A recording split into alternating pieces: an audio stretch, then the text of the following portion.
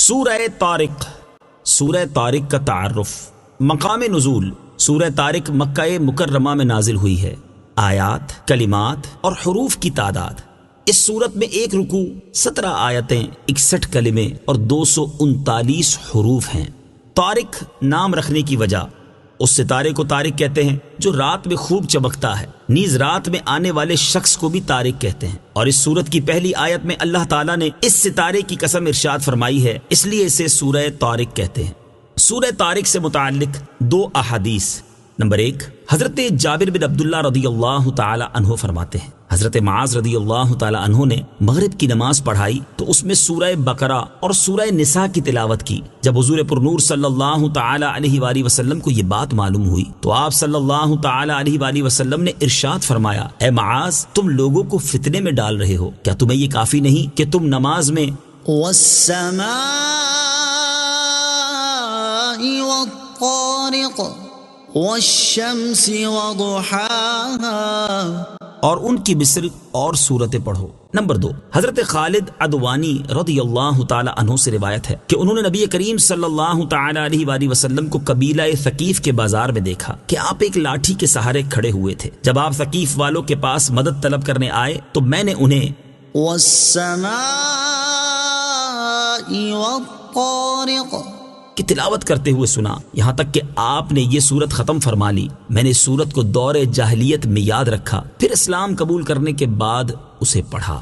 سورہ طارق کے مضامین، اس سورت کا مرکزی مضمون یہ ہے کہ اس میں مرنے کے بعد دوبارہ زندہ کیے جانے، حشر و نشر اور حساب و جزا پر ایمان لانے کے بارے میں کلام کیا گیا ہے، اور اس سورت میں یہ مضامین بیان کیے گئے ہیں۔ نمبر 1، اس سورت کی ابتدا میں آسمان اور رات کے وقت خوب چمکنے والے ستارے کی قسم کھا کر یہ فرمایا گیا ہے کہ ہر انسان پر حفاظت کرنے والا ایک فرشتہ مقرر ہے۔ نمبر 2، انسان کو اپنی تخلیق کی ابتدا میں غور کرنے کا حکم دیا گیا تاکہ اسے معلوم ہو جائے کہ پہلی بار پیدا کرنے والا رب تعالی دوبارہ زندہ کرنے پر بھی قدرت رکھتا ہے۔ نمبر 3، یہ بتایا گیا کہ جب قیامت کے دن عقائد، اعمال اور نیتیں ظاہر کر دی جائیں گی تو اس وقت مرنے کے بعد زندہ کیے جانے کا انکار کرنے والے کے پاس کوئی طاقت اور کوئی مددگار نہ ہوگا جو اسے اللہ تعالیٰ کے عذاب سے بچا سکے۔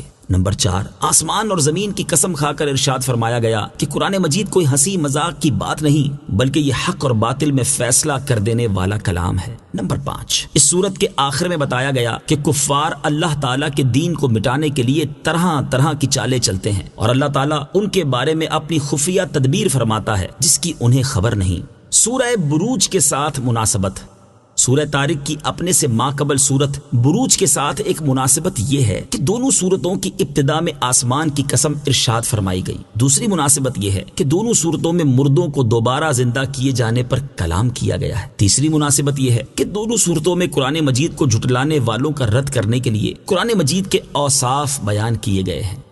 بسم اللہ الرحمن الرحیم۔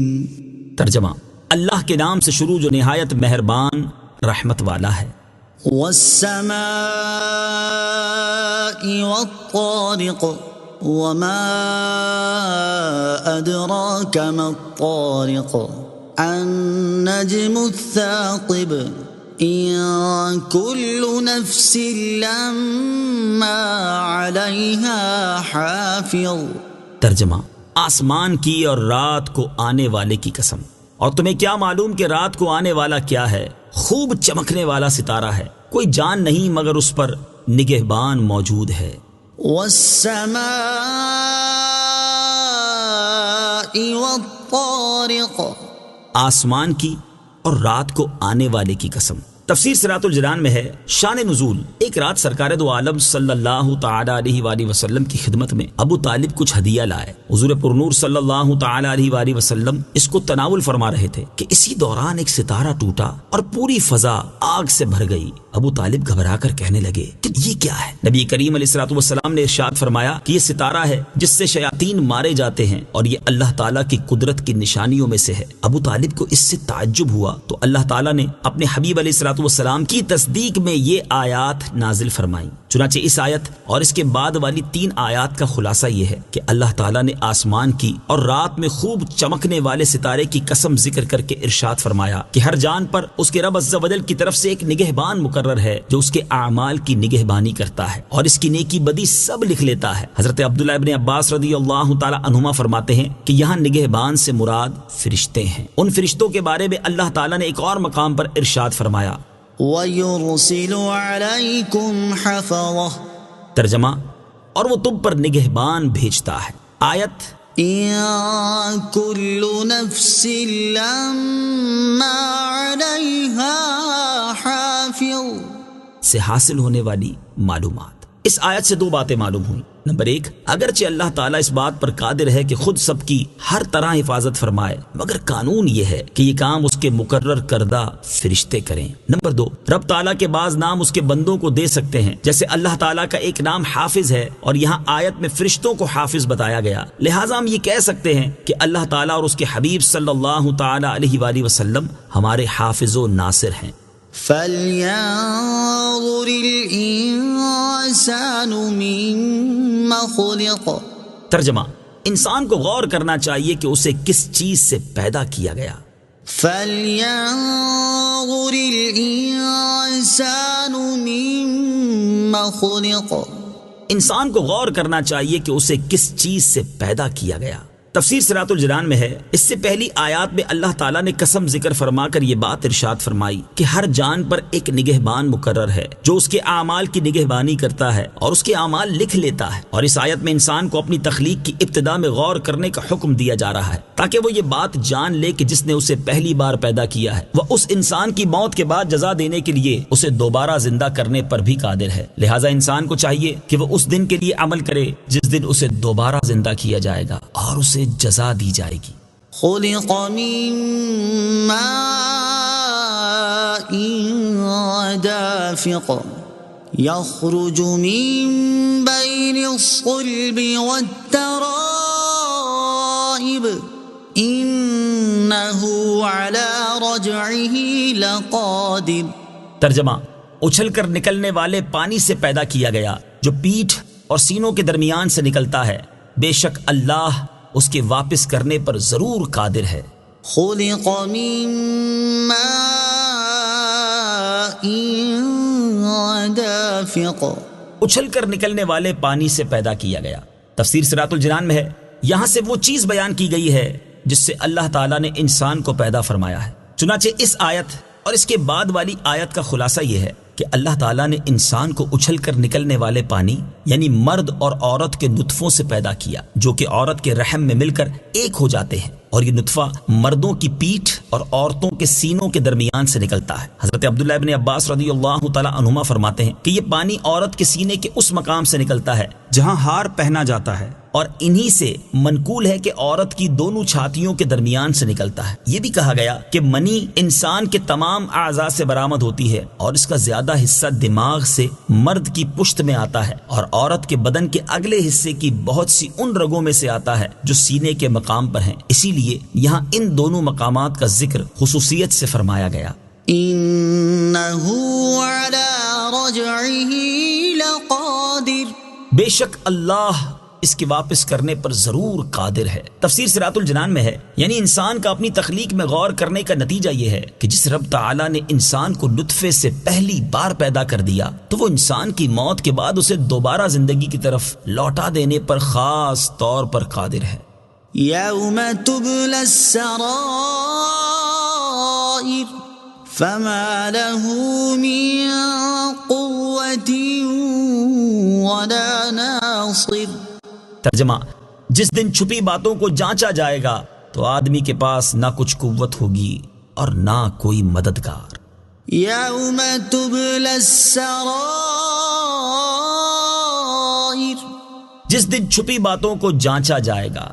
تفسیر صراط الجنان میں ہے، اس آیت اور اس کے بعد والی آیت کا خلاصہ یہ ہے کہ جس دن چھپی باتوں کو ظاہر کر دیا جائے گا تو اس دن مرنے کے بعد دوبارہ زندہ کیے جانے کا انکار کرنے والے آدمی کے پاس نہ کوئی ایسی قوت ہوگی جس سے وہ عذاب کو روک سکے اور نہ اس کا کوئی ایسا مددگار ہوگا جو اسے عذاب سے بچا سکے۔ چھپی باتوں سے مراد عقائد، نیتیں اور وہ اعمال ہیں جن کو آدمی چھپاتا ہے، اور قیامت کے دن اللہ تعالیٰ ان سب کو ظاہر کر دے گا۔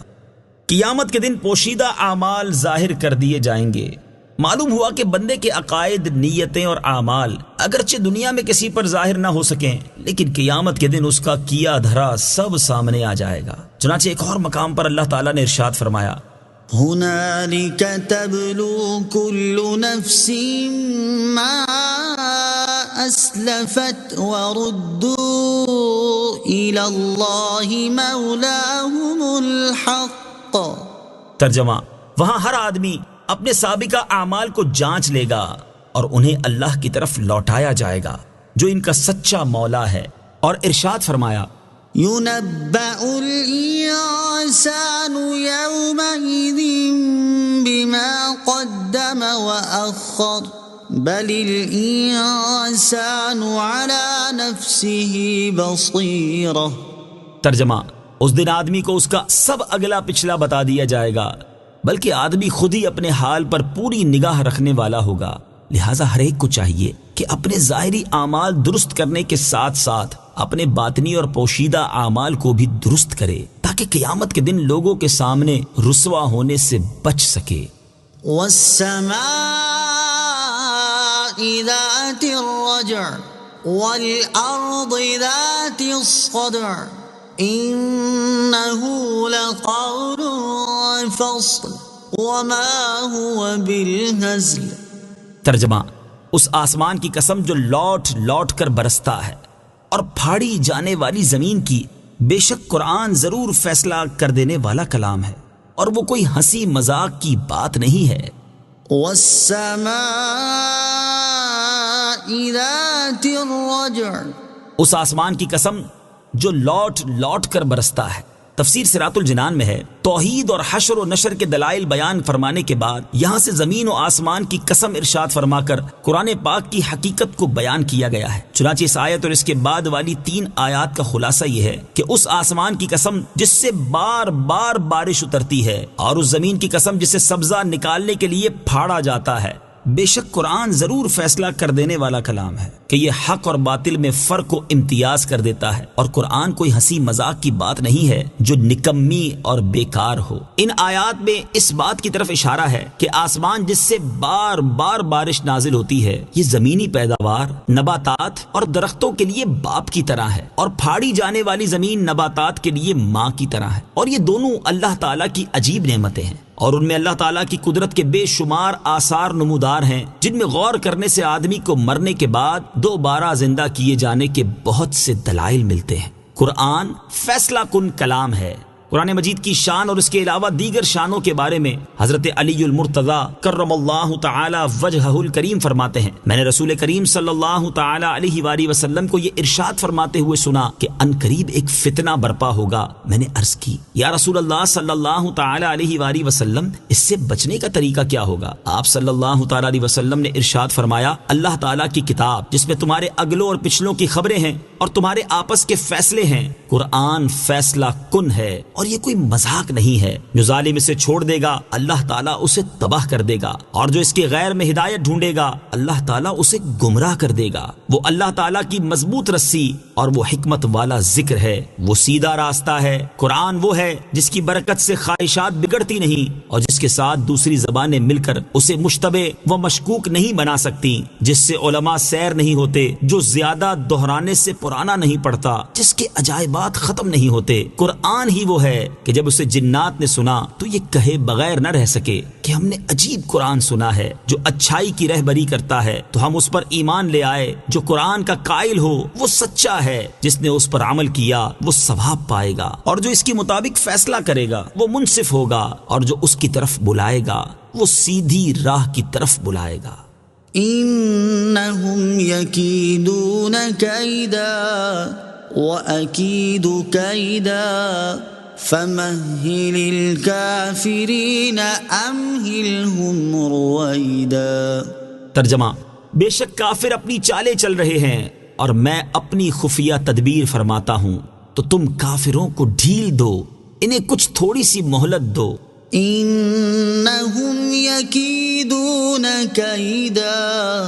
بے شک کافر اپنی چالیں چل رہے ہیں۔ تفسیر صراط الجنان میں ہے، اس آیت اور اس کے بعد والی 2 آیات کا خلاصہ یہ ہے کہ کفار مکہ اللہ تعالیٰ کے دین کو مٹانے، حق کے نور کو بجھانے اور تاجدار رسالت صلی اللہ تعالی علیہ وآلہ وسلم کو تکلیف پہنچانے کے لیے طرح طرح کی چالیں چل رہے ہیں، اور میں اپنی خفیہ تدبیر فرماتا ہوں جس کی انہیں خبر نہیں۔ تو اے پیارے حبیب صلی اللہ تعالی علیہ وآلہ وسلم، آپ کافروں کی ہلاکت کی دعا نہ فرمائیں، بلکہ انہیں ڈھیل دیں اور انہیں چند روز کے لیے کچھ تھوڑی سی مہلت دیں، کیونکہ وہ ان قریب ہلاک کر دیے جائیں گے۔ چنانچہ ایسا ہی ہوا، اور غزوہ بدر میں انہیں اللہ تعالیٰ کے عذاب نے اپنی گرفت میں لے لیا۔ صدق اللہ العظیم۔